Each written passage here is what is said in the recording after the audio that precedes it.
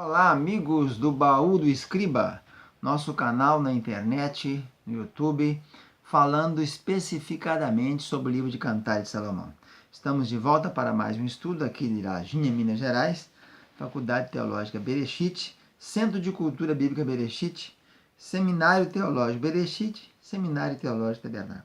Hoje estaremos abordando um assunto contido em Cantares, capítulo 1, versículo 4. Na versão mais antiga da região aqui, de 1883, diz assim, atrai-me para que corramos após ti. O rei me introduziu nas suas recâmaras, para que nos regozijemos e alegremos em ti, para que nos lembremos dos teus amores mais do que o vinho. Os retos te amam. A versão fiel, ACF, Almeida Corrigida Fiel, diz, leva-me tu, correremos após ti. O rei me introduziu em suas recâmaras. Em ti nos alegraremos e nos regozijaremos.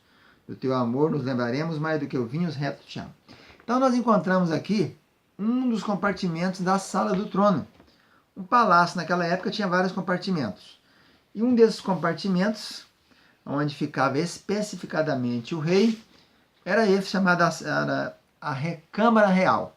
Então nós vamos desenhar aqui como funcionava aquela área ali onde ficava o rei. Primeiro nós tínhamos então a antecâmara. Se eu fosse fazer uma audiência com o rei, primeiro eu teria uma antecâmara, onde ficaria o secretário do rei, que marcaria as audiências, etc. Depois da antecâmara nós tínhamos a câmara em si. A câmara onde ficava o efetivo militar, a guarda, né? Tem até um texto lá no livro de Reis, Samuel, onde ele vai falar sobre o lugar que ficavam os escudos.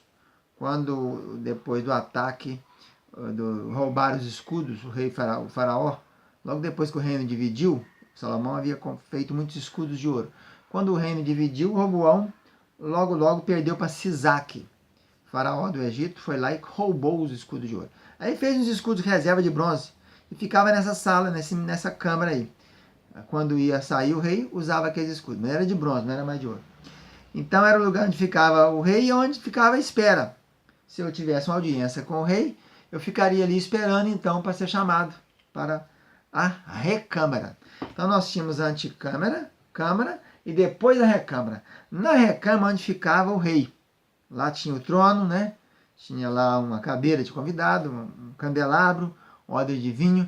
E debaixo daquela trono, debaixo da recâmara, então nós tínhamos aquele estudo antigo que nós fizemos chamado a sala do vinho, a casa do vinho, Beit Hayai. Era a sala do banquete, ela ficava debaixo. Só dava acesso a ela pela sala da recâmara real. Então nós temos aí o desenho do palácio com os compartimentos onde tinha o despacho do rei. A palavra hebraica usada aí nesse texto, em Cantares, duas vezes, né? Cantares 1 e Cantares 3, 4, também fala da entrei nas recâmaras onde sua mãe te deu a luz. Ela aparece 37 vezes no Velho Testamento. É Heder é a palavra. Redalit Resh. E em 32 versículos. E sempre, na maioria das vezes dela, está se referindo a um lugar mais interior, a um compartimento mais íntimo. É a recâmara real. Então, nós podemos aqui continuar entendendo que a palavra para câmara já é lishá, é outra palavra, essa é muito usada no templo, aparece 41 vezes no hebraico. E outra palavra muito usada também para câmaras ou cubículos laterais, é a palavra tselá ou tsal, salá. Ela inclusive foi usada para a costela também de Adão lá na criação. Então as principais palavras são essas daí. Essa palavra lishá, que é a palavra costumeiramente usada para câmara, ela aparece muitas vezes no templo. Ezequiel ali, em Neemias, quando está falando da restauração do templo. Então, Heder é essa parte interior, que para chegar nela nós temos que passar em dois outros compartimentos. Então, naquele tempo, se alguém quisesse conversar com o rei, quisesse ter uma audiência com o rei, né, ele teria que seguir esses trâmites.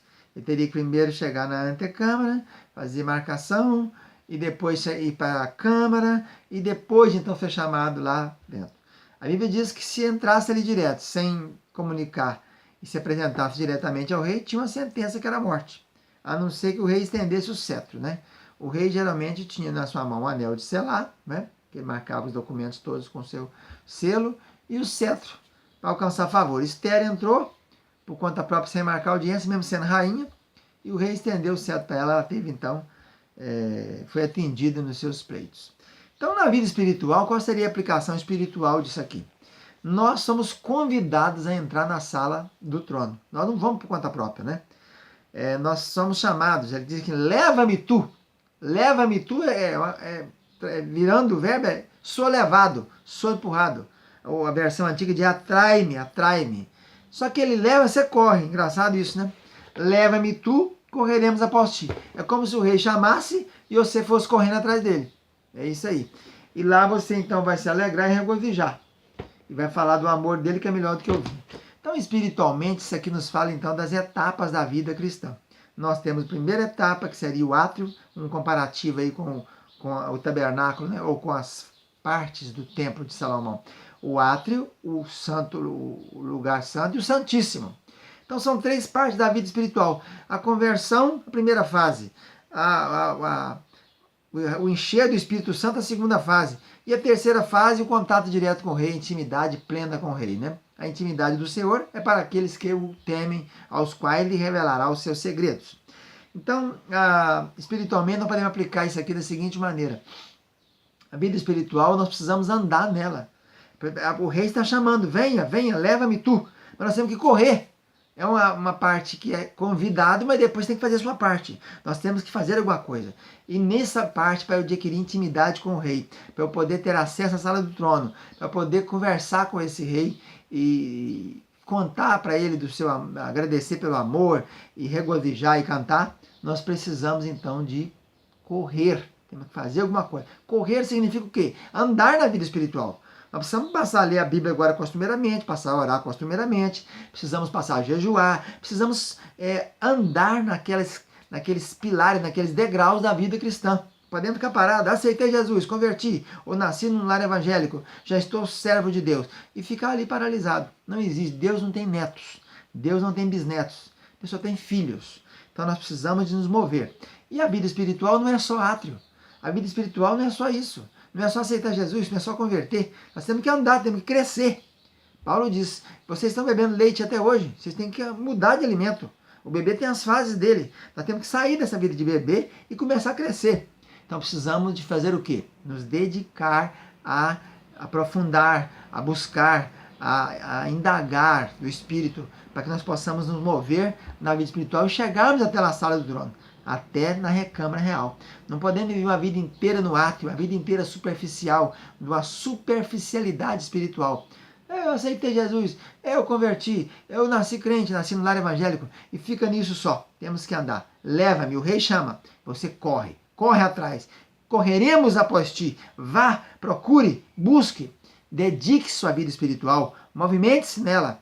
Vai passando por estágios, por etapas, né? Vai crescendo, vai procurando cada vez mais, procura intimidade. Não contente-se ficar só no átrio. Não contente-se ficar na anticâmara. É muito longe do rei. Você nem vê o rei. Você às vezes nem escuta a voz dele. Anda um pouco mais, vai para a câmara, onde fica os escudos, onde fica a guarda real. Já está melhorando. É uma fase seguinte da vida espiritual. Procure desenvolver, procure orar, procure monte, procure jejum, procure leitura da Bíblia, procure frequentar mais os trabalhos, aproxime-se mais. E até que você vai então ser introduzido na presença real e vai aproveitar-se, deleitar-se e vai contar ao Senhor e vai alegrar e regozijar.